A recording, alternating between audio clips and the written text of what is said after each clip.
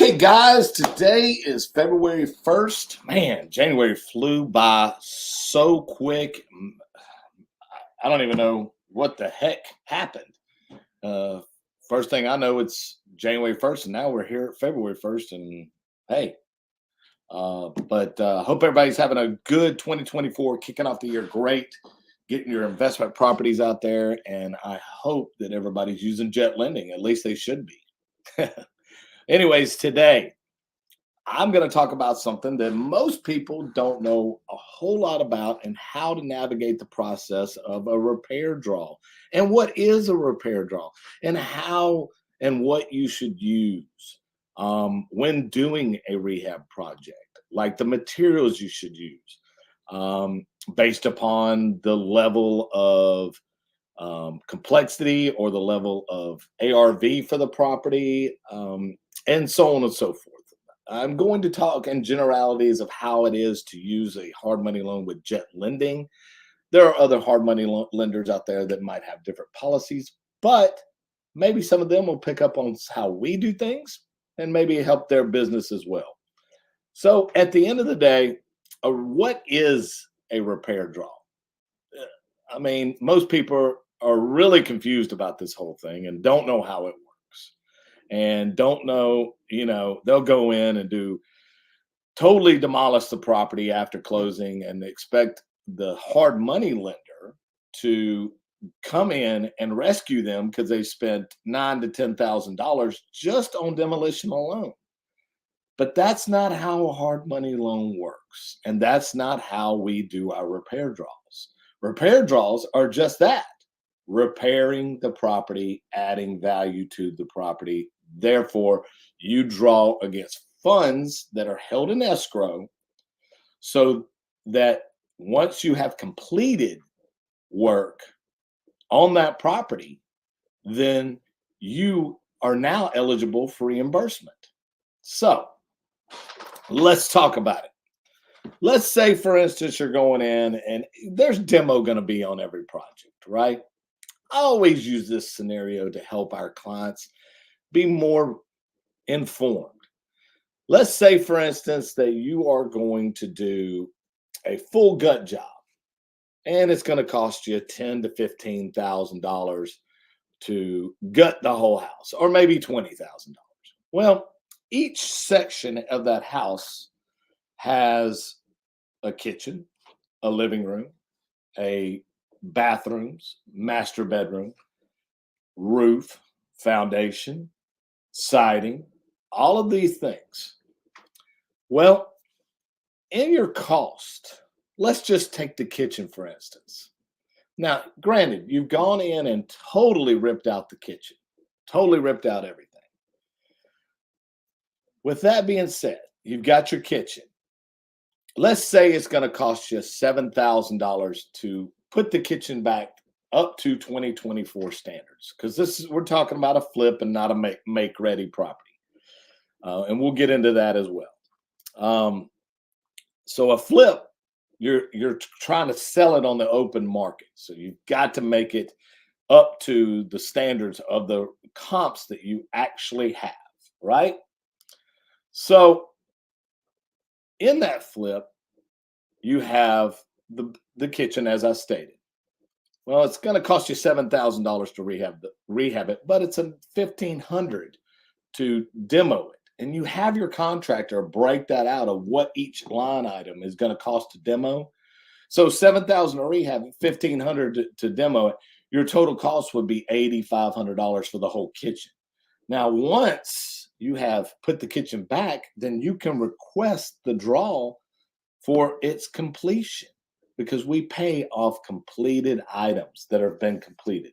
That is just a general reference, not saying you have to get the full kitchen completed, but you got to do some work to show that you've added value to the property. Now, let's get into how you're supposed to start the rehab, especially if it's a full gut. One, you always shore up the outside of the property first, meaning foundation, roof, windows, siding, insulation, anything like that. And I don't mean going and blowing insulation in the roof. I mean like outside insulation, making sure that the house is shored up so that you, once you go in and put the expensive stuff into the house, doors, windows, all of that stuff is in the property. Now, your windows may be on back order, understood. Sometimes you can't get to that. But the main target of this is to make sure that you can shore up the outside, foundation, roof, doors, to where when you start working on the inside, doing electrical, plumbing, HVAC, all of these things on the inside of the property, that somebody doesn't come and steal all your work you've done or the materials that you're holding on the site. Now that's a big thing, and you've got to pay attention to that.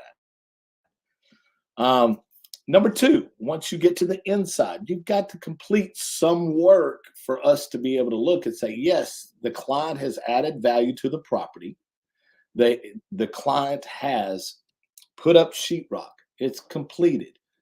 You can take a draw against that.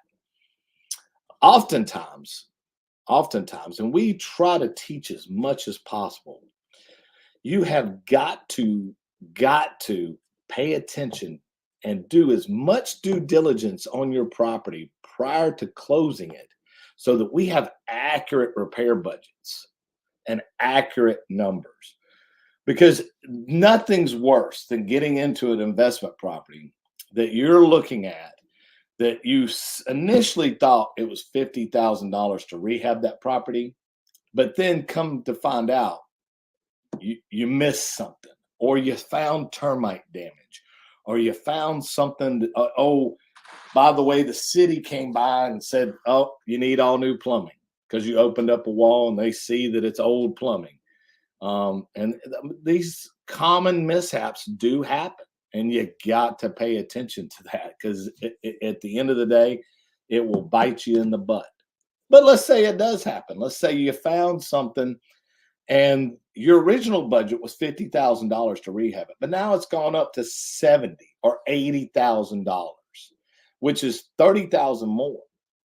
Now, first thing you're going to want to do is call the lender and say, hey, can we modify this loan?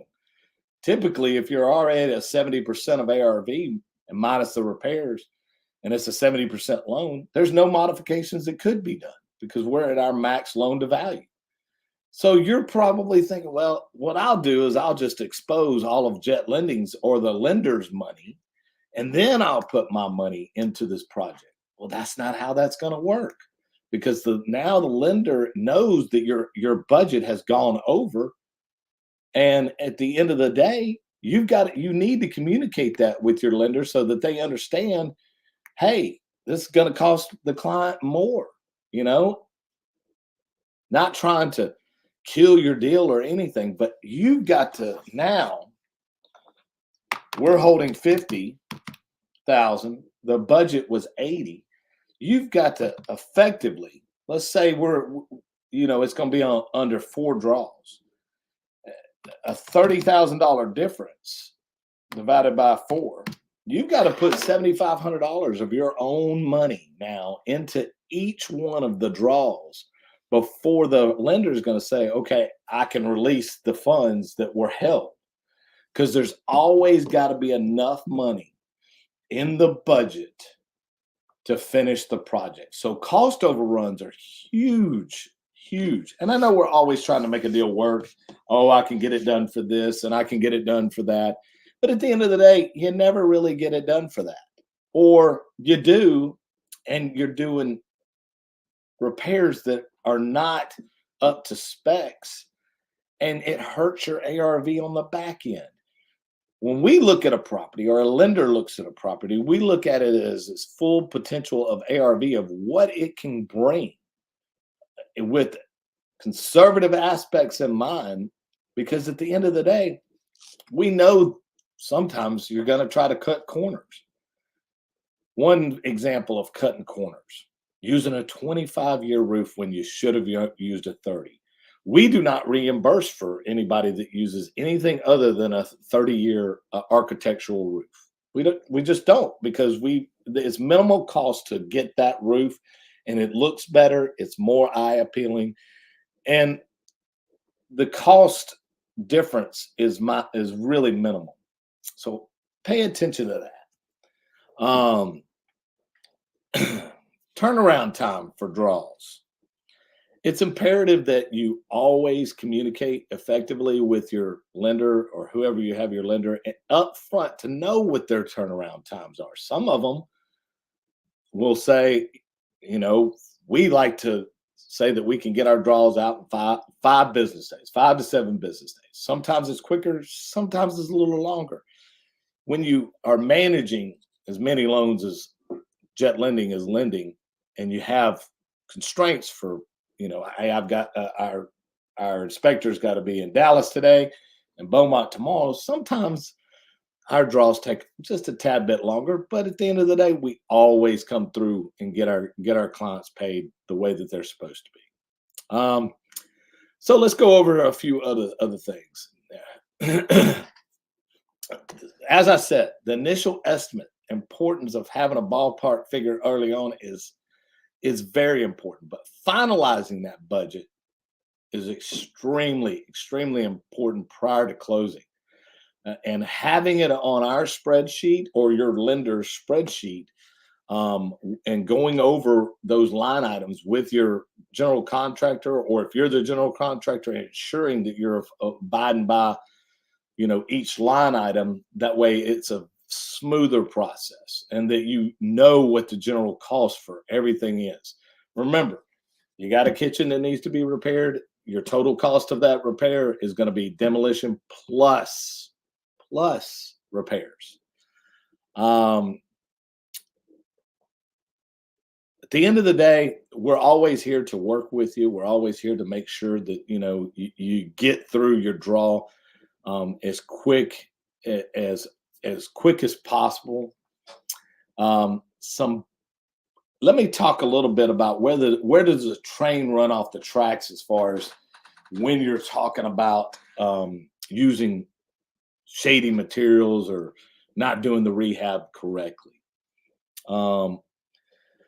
It's very important to pay attention to the difference between make ready and the difference between and make ready means you're going to turn this into a rental.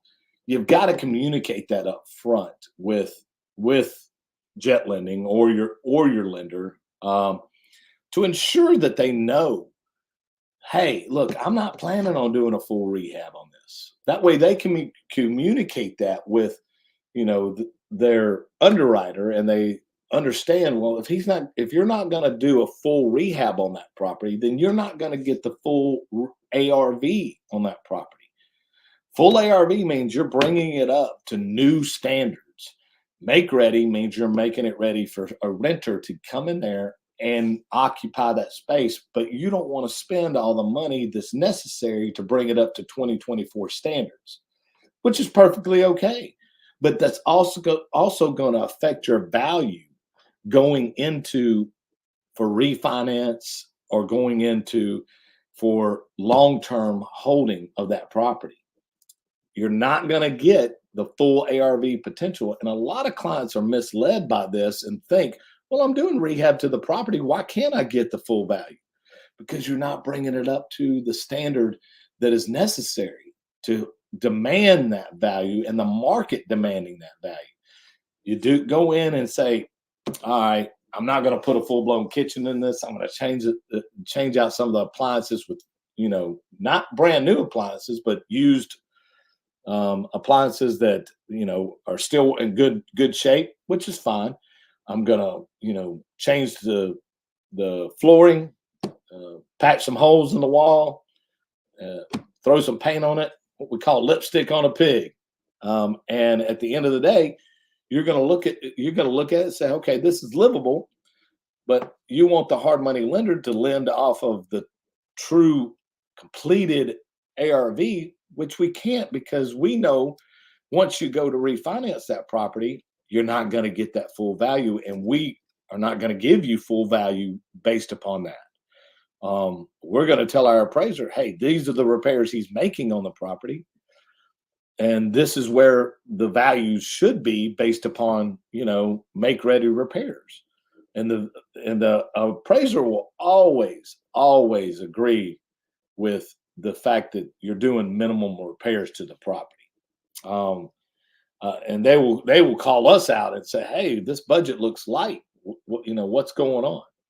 Um, that's only when you're having to pay attention to the difference between a flip and a whole property. If you're flipping the property, you better make sure that you're doing everything brand new, top of the market, again, in line with the comparables. So, what I mean by that is you're not going to take a $200,000 house and put the same materials that you would use in $1 million property. You're not going to use the same finishes. You're not going to do that, okay? Because that makes no sense whatsoever, and you don't want to do that, okay? You use the finishes that you would use on a $200,000 house. Now, let's talk about the difference between that. A $200,000 house, you have to have special trades to do $1 million house. There's million plus. Let's talk about that. You have to have people, design teams, kitchen design teams, people that are familiar in that space of $1 million plus price points, that are familiar with how to do drywall, how to put a kitchen in, how to design a kitchen, how to design a butler's pantry, how to put a wine cellar or a wine closet in, and have a design team. You can't just jump from a $200,000 ARV property and say you've done 15 of those to go to $1 million property and use the same trades that you did on that $200,000 property. It will never work. You will never sell that property. The drywall and the way that the drywall is finished is totally different than any other project you've ever done. So you got to pay attention to these things and make sure that you're doing them the right way. Um, as always, communication is huge when trying to get your draws and trying to make sure that that you're meeting your deadlines and making sure that your guys are getting paid on time and that you're keeping the project moving. Um, you can always, if you've got a loan with Jet Lending, you can always reach out to me. I'm always available. I will make sure that you're being taken care of. That is my job as the director of loan operations, is to make sure that the project is running smoothly. I always tell everybody, and some people pay attention to this and some people don't. I always tell everybody, look, I'm not just your lender. I am a resource of getting things done. I know a lot of people in this industry. I know a lot of people to reach out to and say, hey, I've got a client that has this problem. What would you do? Who would you use? Do you have any suggestions? I mean, I've helped numerous people shift. Hey, Rob, here's an example. Hey, Rob, they'll call me. My contractors quit on me. Do you have any suggestions? And I'll give them a phone number to call within 10 to 15 minutes. I say, what area is the property in? And then I'll look up on my database who's doing a flip over there in that area. And boom, I'll connect y'all. And at the end of the day, it's all about building relationships and connections. And building relationships with contractors, building relationships with other people in this industry is pivotal in making sure that your project's success. And we're always here to help. We're always here to make sure that you're not getting behind and that you're not losing money on a project. The one thing that I will tell you is make sure you have a solid plan nailed down prior to going into any closing. Because the last thing you want to do is let the property sit there for 4 months and you do nothing with it, because you're going to be paying high interest on that property immediately, especially if you're closing it with a hard money loan. Now, if you have deep pockets and that doesn't bother you, by all means. But at the end of the day, that hard money lender is going to get frustrated with you because they want their money back to put it back out on the street. So make sure you've got a solid plan in place to where you can get the project completed, make your profit, get it sold or refinanced in a timely manner. Um, at the end of the day, like I said, we're always here to help and we're always here to make sure that your project's going smoothly. One last thing I want to leave you with is make sure you're using good trades on foundation, roof, plumbing, um, roof, plumbing, foundation, and electrical. Look, guys, don't do it all yourself, especially if you've never done plumbing before. I don't care if you've fixed a toilet or whatever in your own house, get a hired trade to do the big, heavy lifting stuff. Um, and I know that all of us are think that we can crack thunder and do a whole lot of things, but the big trades, let the professionals do it. Let the licensed people do it that have the experience and know what they're doing. Shortcuts are always going to cost you bigger than you can possibly imagine. Um, and doing things the right and ethical way, I think that's important. All right, guys, that's all the time we have this week on draws. If you've got any other questions and you want to talk about, or you had any questions that you might can think of, drop me a line, rob@jetlending.com, or give me a call, text me a question. I'm always here for you and I always want to help. Um, Again, I'm Rob Trigg, the Director of Loan Operations here at Jet Lending. We hope to see you soon. Bye now.